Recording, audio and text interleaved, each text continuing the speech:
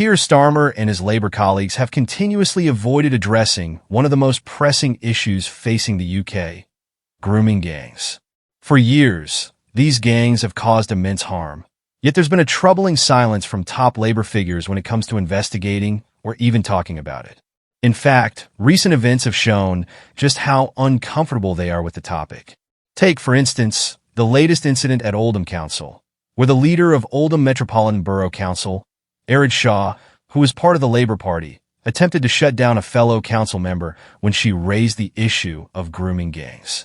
The reaction was swift and shocking. It's clear that this topic hits a nerve within the Labour Party.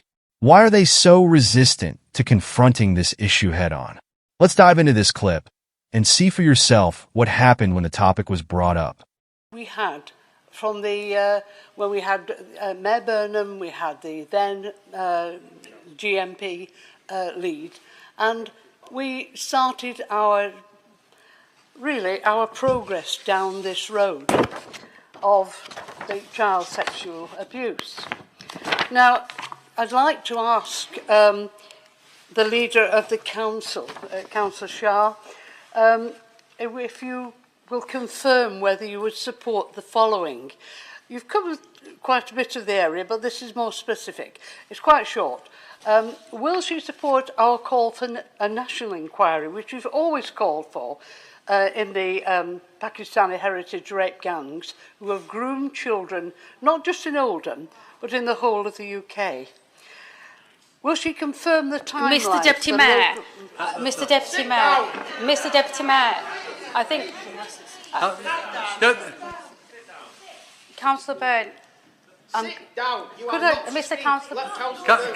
Councillor Shah, can you sit down 1 minute? Councillor Byrne, I think specifically saying what you've just said was not... Can I just carry on with... Councillor Quigg, do not interrupt me again, please. Thank you. Councillor Quigg, be silent. Thank you. Can she confirm the timeline for the local inquiry into the historic cases of child sexual exploitation in Oldham? And can she confirm that the inquiry in Oldham does not exclude any council officers, councillors or members of the council who were and are still employed by the council? Will the leader of the council demand that the Prime Minister apologise for claiming that those fighting for justice are far right, but are instead trying to do the right thing to get justice? Thank you, Mr Deputy. Thank you, Councillor Shah.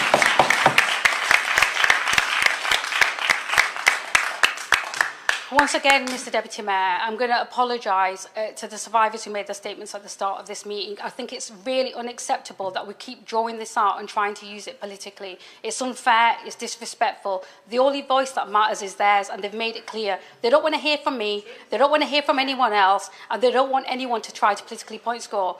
What I'm not going to accept, though, is any kind of division in this. Perpetrators, like I said in my statement, religion and race doesn't define this kind of behaviour. It's the offence, that the crime itself that defines these men.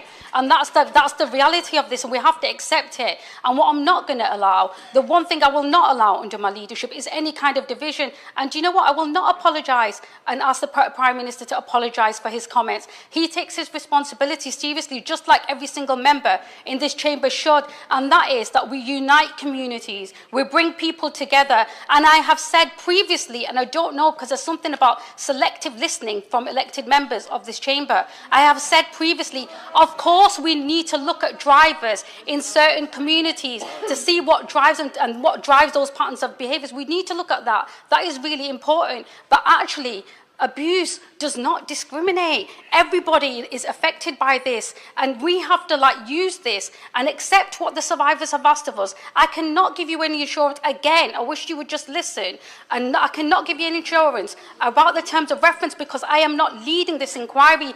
Judge Tom Crowther is. He is a credible individual who knows what he's doing. I am reassured by the Home Secretary's statements. I'm reassured that Baroness Casey will be doing a review in those patterns and those drivers in certain parts of the community. But I also really firm that there is no community in Oldham of any race, of any religion, of faith, of no faith, that will allow any cover for these horrific men who commit these crimes.